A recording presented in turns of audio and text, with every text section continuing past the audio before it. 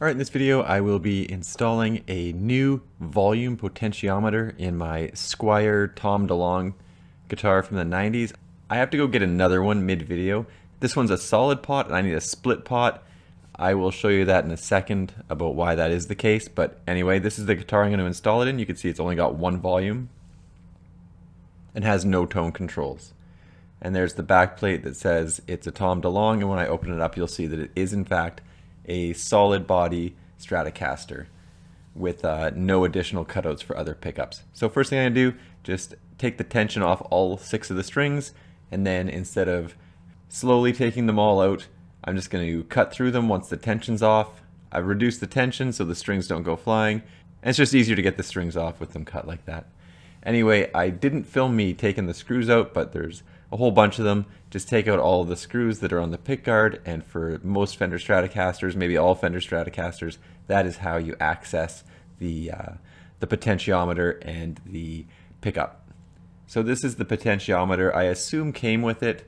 You can see it's a pretty messy solder job actually. Maybe the person who owned this before me, I did get it secondhand, put this on. And you can also see that there is no treble bleed on this thing. So it's just straight up onto the volume potentiometer. I will now take off the knob that is the volume control knob. And you can see that this one is a split pot, and that's where I went out and went to the store and replaced the solid one with a split top. And there's the knob, and it does not fit on the straight shank one, and then there you go, it fits on the split. So I had to go out and spend another $10 and get the one that has the split top. So before you do this, I would recommend maybe just even bring the volume or tone control that you want to replace with you to the store to buy the potentiometer. And I did get 500K potentiometers. To get the wires off, I just heat up the solder and gently pull on the wire until it comes off. Pretty easy. I'm not sure why there's a strobe light effect on my solder gun in the camera. You don't see that when you're using it, but for whatever reason when I film it you can see a bit of a strobing. So how this is set up is there is a green wire and it's on the rightmost lug. There is a white wire, it's on the center lug, and then all of the grounding wires are on the leftmost lug, which are all black. So they've taken all the black wires, bundled them up, put it on the lug, and then jumpered it to the top of the potentiometer, and then the white wire is just the only one on the center lug, and the green wire was the only one on the rightmost lug. I'm just going to wire it straight back up the same way it was. Everything was working fine, no issues. So that is what I'm going to do.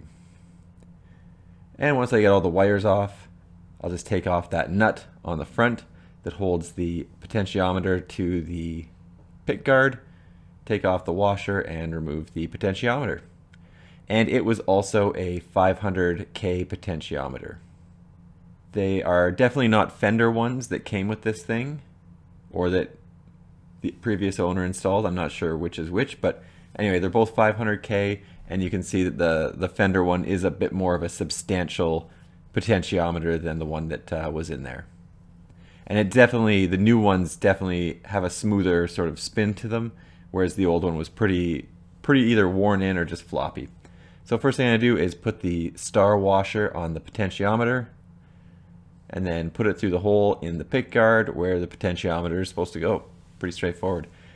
Then I'm going to drop the washer on it, and then just take the nut and put it where it needs to go. Now the one thing you want to make sure is that the lugs on the potentiometer are facing the way that you want them to face, and that they're not going to be either pushing the wires into the body of the guitar or something weird like that. So just make sure the lugs are where you want them. And I don't tighten it too much, just enough to be snug. And before I wire everything up, I will put the volume control knob on. And that's just so I don't scratch the body with the sort of sharp split top on that potentiometer. And it fits nicely, no issues whatsoever. First thing I do is solder the wire that I'm going to use to jumper through the lug and onto the body of the potentiometer. And when I'm doing this, I hold the soldering iron against the object I want to solder for a second, and then I add some solder. And this is solder with rosin. And then obviously you got to let it cool for a second, and it should solid up. So there you go, looks like that.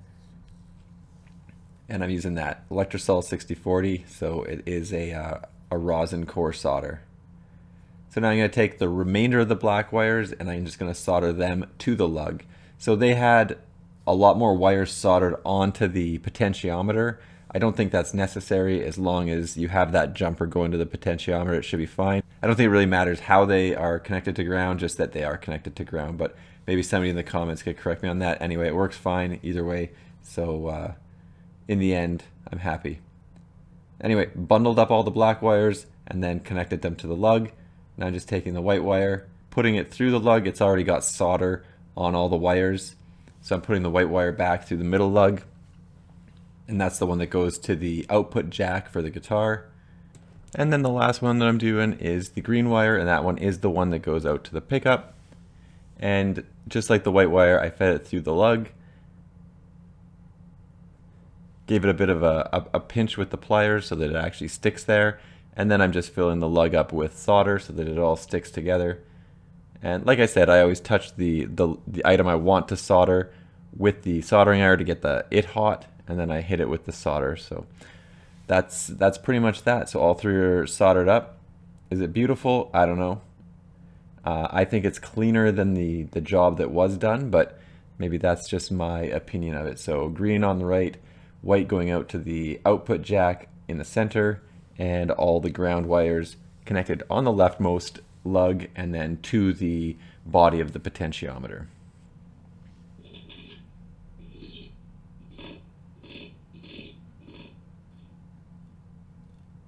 And before I put it all back together, just give it a quick test to make sure that it is actually working. And it is.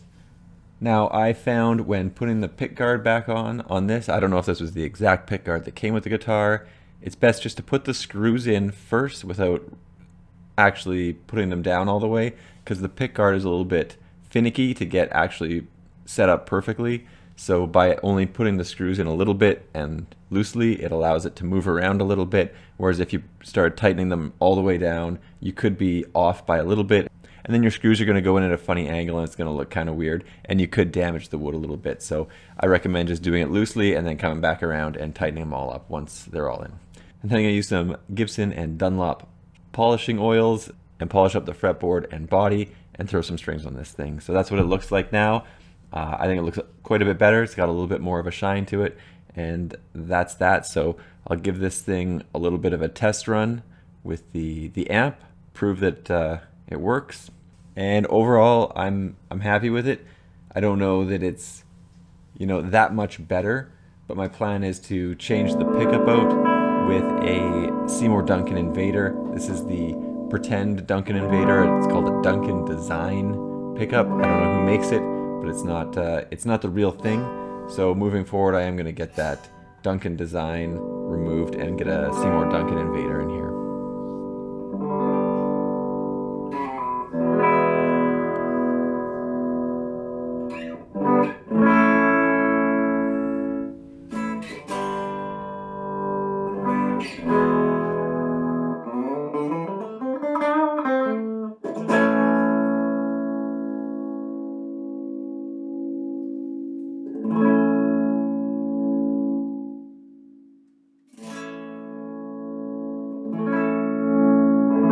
The other thing with this is the Fenders do come with the additional parts so you can do a treble bleed system. I don't know that I'm going to do that. My understanding is Tom DeLonge didn't run a treble bleed on his actual guitar that he used for recording, so I'll consider it. But maybe not. Anyway, thanks for checking out the video. Don't forget to like and subscribe.